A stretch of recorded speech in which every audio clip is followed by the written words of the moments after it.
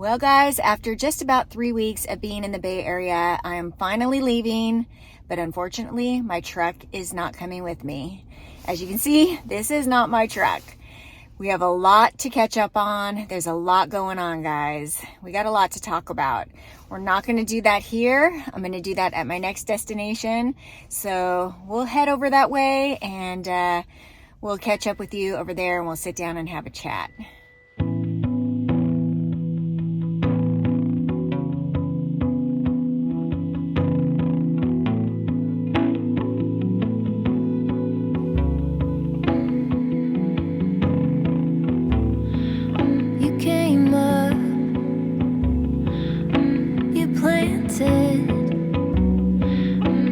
Jumped over the creek and you stuck it.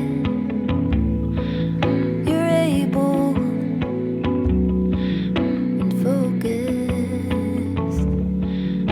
Whatever has your mind gets a sharpened edge.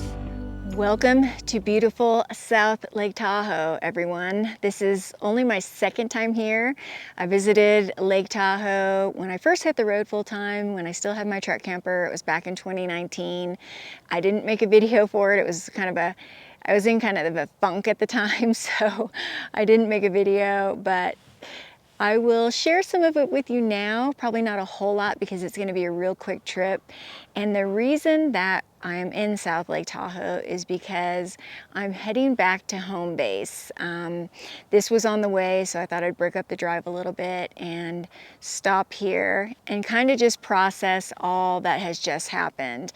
I need to go home to regroup and rethink some things. As you see, I'm driving a Chevy Blazer, and that's not by choice.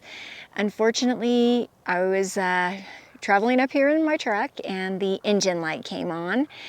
And then also I received a notification to service the emission system, the DEF system, diesel exhaust fluid system.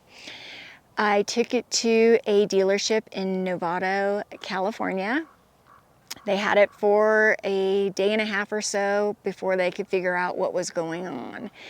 And initially they had told me they needed to order a couple of parts.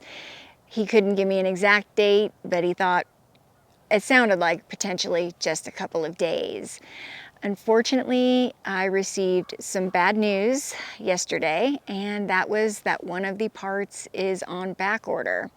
And the even more bad news is that it could be on back order for quite some time. The good news is that my truck is under warranty for Chevy. It has still some warranty on the emission system, so everything is going to be taken care of in terms of the payment for the repair. However, I may have to wait who knows how long. It could be a couple of weeks, it could be a couple of months. Let me share with you the part that is on back order. Grab my phone here. It is a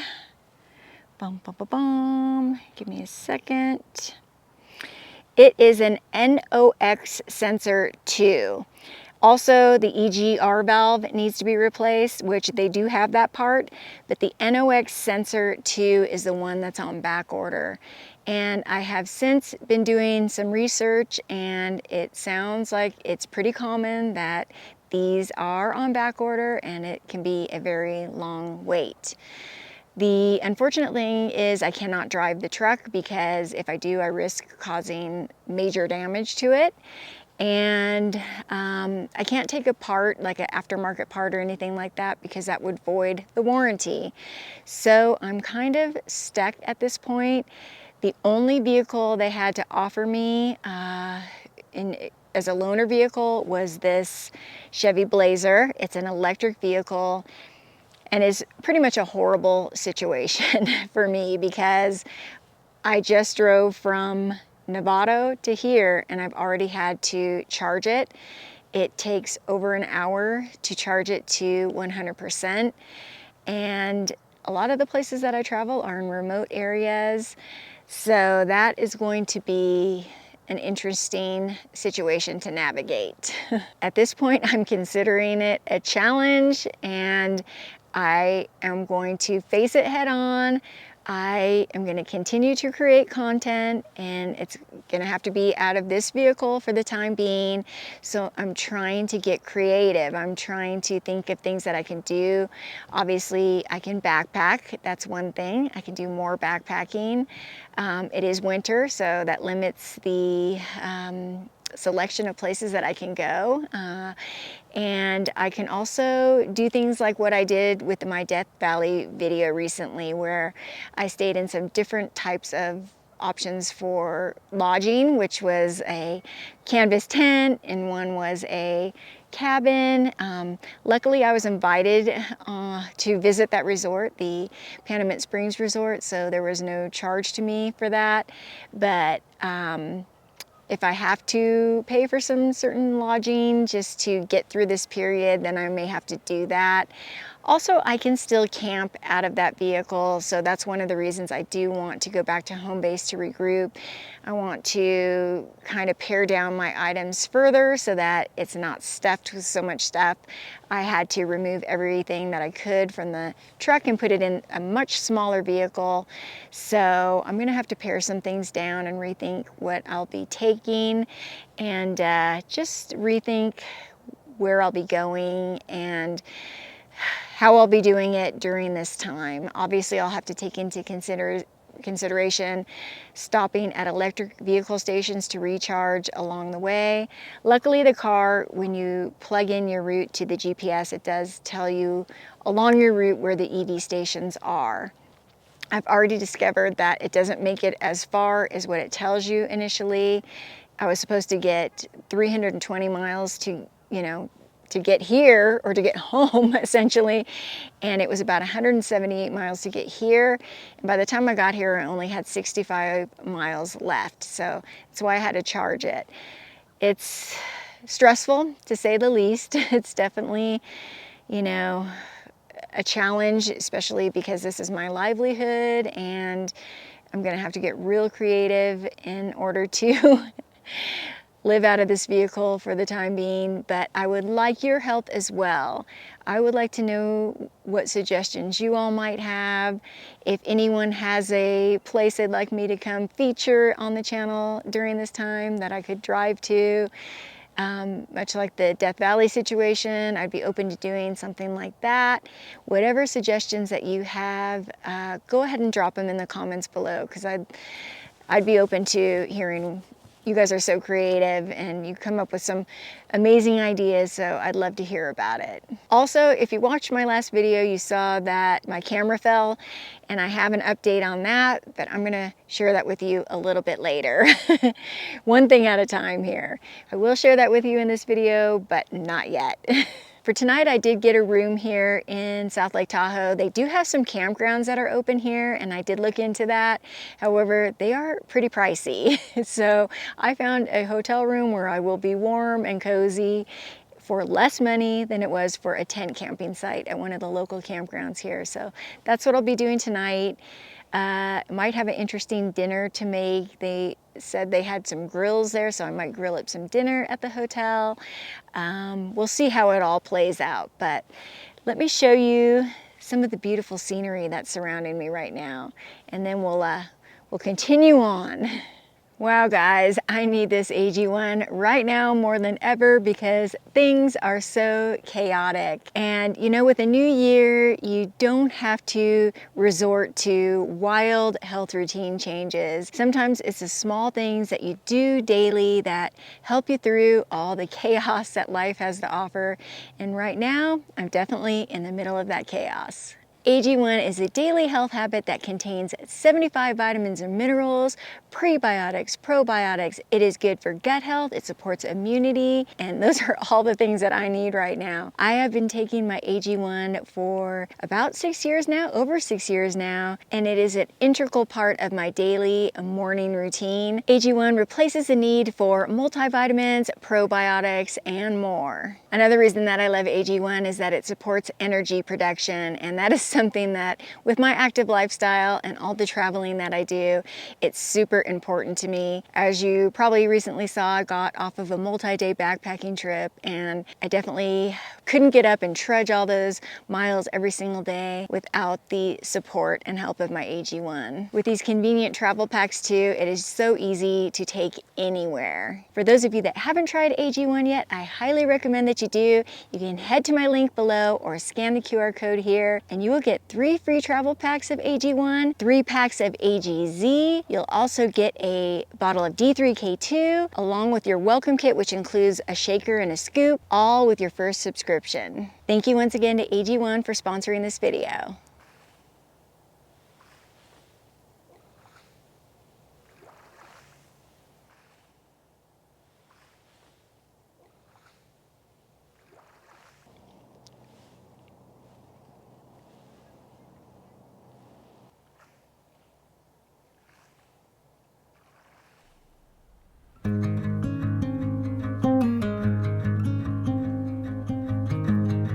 I drive a big diesel truck. This is my first experience with an electric car, and I think I can safely say it's not for me long term.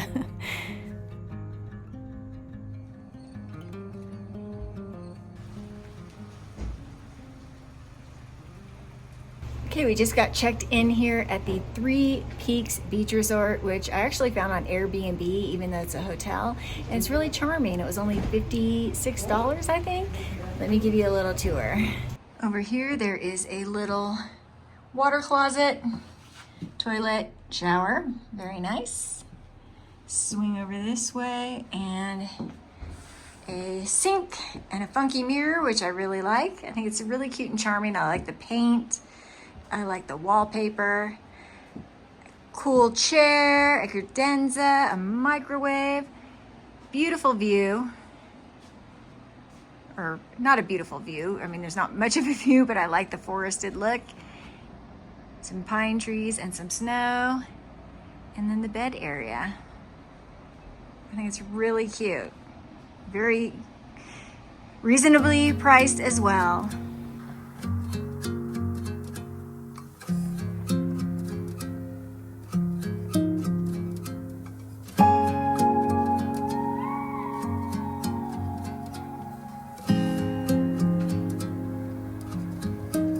The hotel had said they had grills, so we planned to grill some burgers, but unfortunately they are not available because it's winter.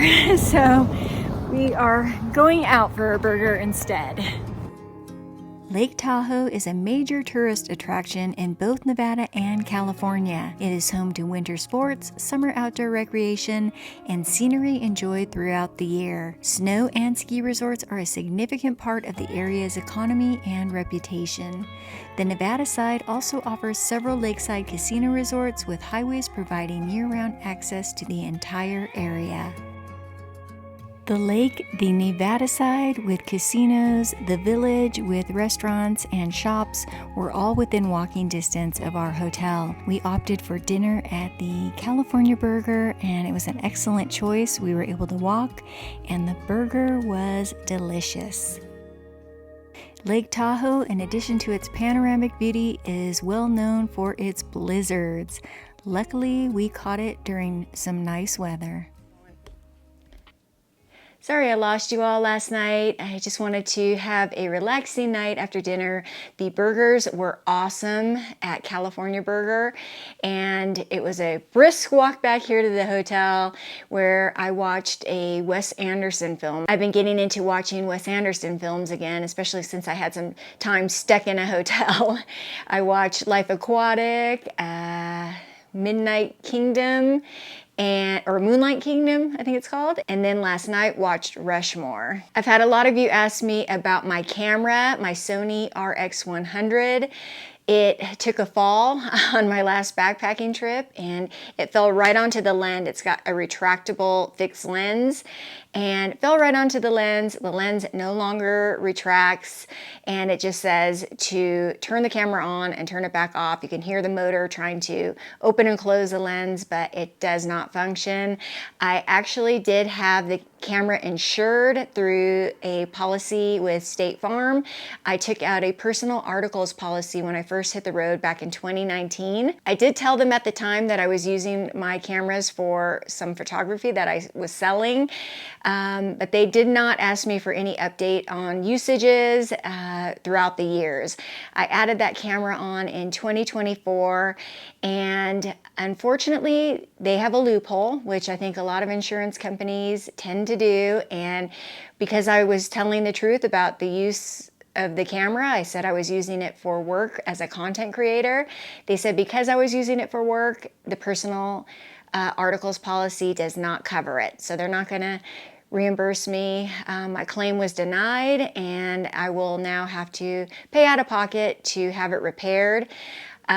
Initial cost for repair, just in some research I've been doing, it's probably about $500, hopefully not any more than that. The reason that I bought that camera specifically was to take on backpacking trips because it's lightweight, it's very compact, and it also takes very high quality images.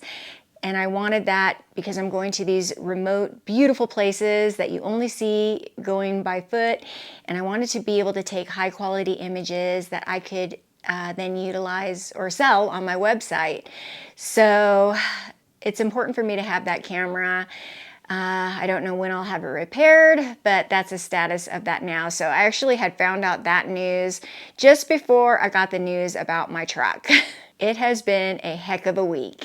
And going back to the truck, I don't know if I mentioned this earlier, but I did request a larger loaner vehicle, a truck, maybe a Tahoe, something like that, but they did not have that available at that dealership. And if they were to go through Enterprise to get a larger vehicle, any difference in cost I would be responsible for. So GM covers up to $40 some odd a day. So anything above and beyond that, I would have to pay out of pocket. Not knowing how long they're gonna have my vehicle, I don't think that would be a good idea. So I'm gonna have to try to make do with what I have right now. I'm thankful that I wasn't pulling my trailer because I would be stuck up there with my trailer. I would have had to get some sort of a rental tow vehicle just to get it back to home base. So at least I am definitely grateful that I didn't have the trailer. I'm going to take this on as a challenge and meet it head on. I'm going to document what it's like traveling out of an electric vehicle, which is smaller than my normal travel vehicle. I already have my wheels spinning. I've already got some plans on how to organize it better, and I plan to share all that with you and document it with you along the way, and hopefully it won't be too long before I get my other vehicle back, but we're gonna make this fun. We're gonna turn lemons into lemonade, and we're gonna make it work.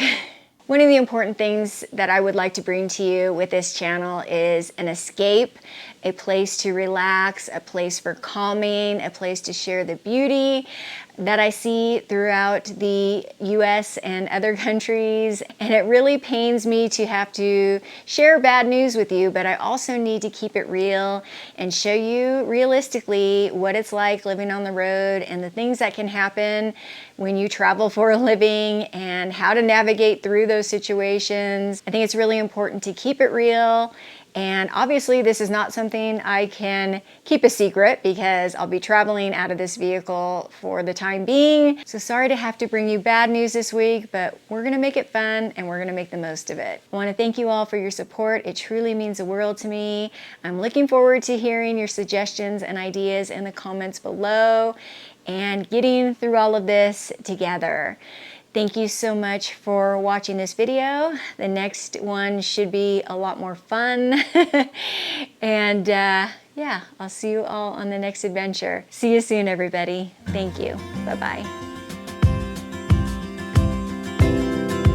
Can we talk now?